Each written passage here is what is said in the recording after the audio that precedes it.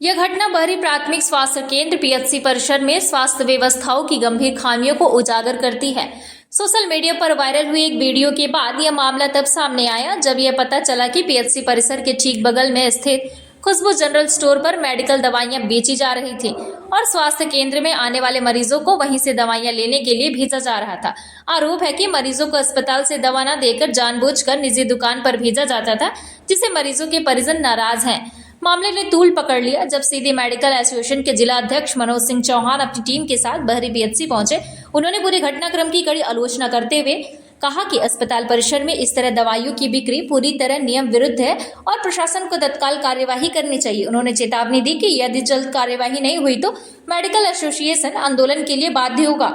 वहीं दुकान संचालन ने स्पष्ट जवाब देने से बचने की कोशिश की। दूसरी ओर डॉक्टर अमित वर्मा और मिलीभगत के आरोप भी सामने आए। इस पर खंड चिकित्सा अधिकारी डॉक्टर रामभूषण पटेल ने बताया कि जांच टीम गठित कर दी गई है और 1 सप्ताह के भीतर रिपोर्ट वरिष्ठ अधिकारियों को सौंपी जाएगी। उन्होंने आश्वासन दिया कि दोषियों और वैधानिक कार्यवाही की जाएगी। जी, आपके द्वारा मेरे संज्ञान में लाया गया है। मैं इसके लिए टीम गठित करके जांच कर रहा हूँ। जो भी कमी या अनियमितता गलतियाँ मिलेगी उसको संबंधित को कार्यवाही करेंगे और वरिष्ठ कार्यालय को लेख भी करेंगे कि ऐसे ऐसे अनियमितता की गई अगर मिलती है तो। अस्पताल के बाहर चूंकि यहाँ पर खुशबू जनरल स्टोर है जी, सबको पता है, यहाँ तक स्टिंग ऑपरेशन हुआ है। इसके जी। बाद अब वो दवाइयाँ अपने पास से नहीं रखी, हटा दिए हैं। तो जी। क्या अब ऐसे में अगर दवाई नहीं मिलती है तो क्या कार्रवाई नहीं होगी? देखिए, आपने आरोप लगाया, हम जांच कर रहे हैं। जांच में कुछ कमियां की गलतियां मिलेगी, ये दवाइयां मिली तो ही तो हम कार्रवाई कर सकते हैं। और अगर दवाइयाँ प्रेजेंट टाइम में नहीं मिलती हैं या लोगों को बयान है तो क्या वो झूठे साबित हो सकते हैं? या जो झूठा तो नहीं है, लेकिन सुधार तो हो गया। अगर दवाइयां नहीं है तो सुधार कर लिए हैं। हम लोग श्योर करेंगे कि दोबारा ऐसा गलतियां ना होने पाए। तो जिम्मेदार को अपना जिम्मेदारी तय नहीं होगी? नहीं, तय होगी। हम लोग जांच करेंगे। आपके वीडियो को जांच कमेटी में कौन है? जांच कमेटी में हम हैं, डॉक्टर कपिल सिंह है और डॉक्टर खराडी जी को लिए हैं। 3 डॉक्टर्स की टीम 1 हफ्ते में कंप्लीट कर लेंगे जांच को हम। जी, आपके द्वारा मेरे संज्ञान में लाया गया है। मैं इसके लिए टीम गठित करके जांच कर रहा हूँ। जो भी कमी या अनियमितता गलतियाँ मिलेगी उसको संबंधित को कार्यवाही करेंगे और वरिष्ठ कार्यालय को लेख भी करेंगे कि ऐसे ऐसे अनियमितता की गई अगर मिलती है तो। अस्पताल के बाहर चूंकि यहाँ पर खुशबू जनरल स्टोर है, जी, सबको पता है, यहाँ तक स्टिंग ऑपरेशन। बताएं। आप अभी खुशबू जनरल स्टोर चलाते हैं, यहाँ पे एक लड़के को बैठा के रखे थे। हाँ, वो यहाँ किराने की दुकान में दवाइयाँ सप्लाई करता था। क्या आपको पता है इस बारे में?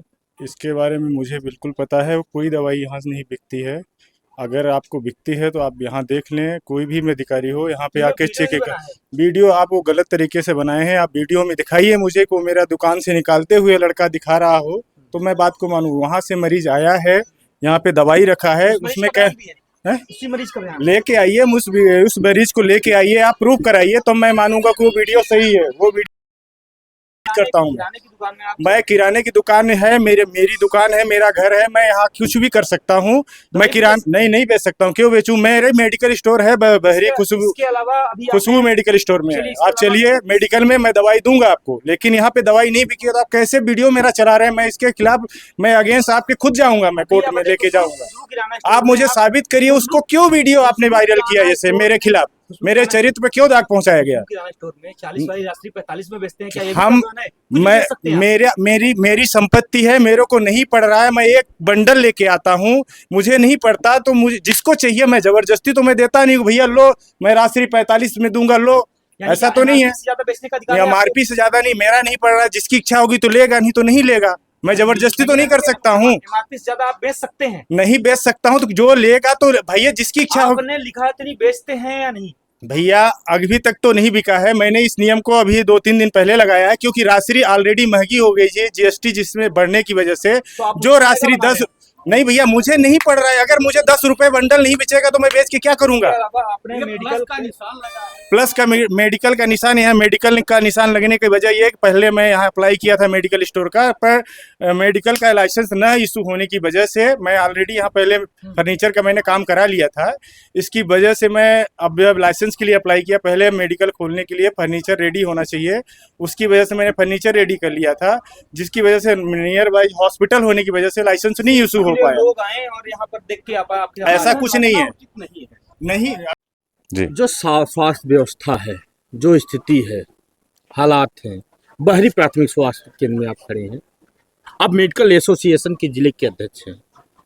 यहाँ की स्थितियों के विषय में आपसे जानना चाहेंगे? हम विशेष यहाँ की स्थिति तो ठीक है। यहाँ की स्थिति तो हमने वीडियो में देखा है। किराना के स्टोर में जो दवाई बेच रहे हैं वो पढ़े हैं नहीं पढ़े हैं, फार्मासिस्ट नहीं है क्या है, मुझे इसके बारे में जानकारी नहीं है। लेकिन देखिए जो फार्मासिस्ट होता है ना, उसकी जो फार्मासिस्ट होता है उसकी अहम भूमिका होती है ना। जो उसकी भूमिका ये होती है दवाई का रख रखाव, दवाई क्या है, उसको कहाँ रखनी चाहिए, कौन सी दवाई फ्रिज में रहती है, कौन सी दवाई किसको कितना देना है, डोज क्या देना है, कैसे, सारी दवाई के बारे में पूरी जानकारी एक फार्मासिस्ट को होती है, ना कि आम आदमी को होती है।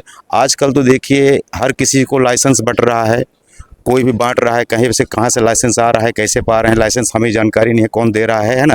ठीक है, ड्रग इंस्पेक्टर कहाँ दे रहे हैं, कैसे दे रहे हैं, किसको किसको दे रहे हैं। आजकल तो एजेंसी का लाइसेंस लेके लोग रिटेल में दवाई बेच रहे हैं। डायरेक्ट फार्मासिस्ट को देना चाहिए पेशेंटों को दवाई, लेकिन कौन दे रहा है, कौन से, यहाँ तो अनपढ़ लोग दे रहे हैं, पेशेंटों को दवाई दे रहे हैं, क्या डोज है, कैसे डोज है। अभी हाल ही में कुछ बच्चे ख़त्म हो गए हैं, कारण यही है।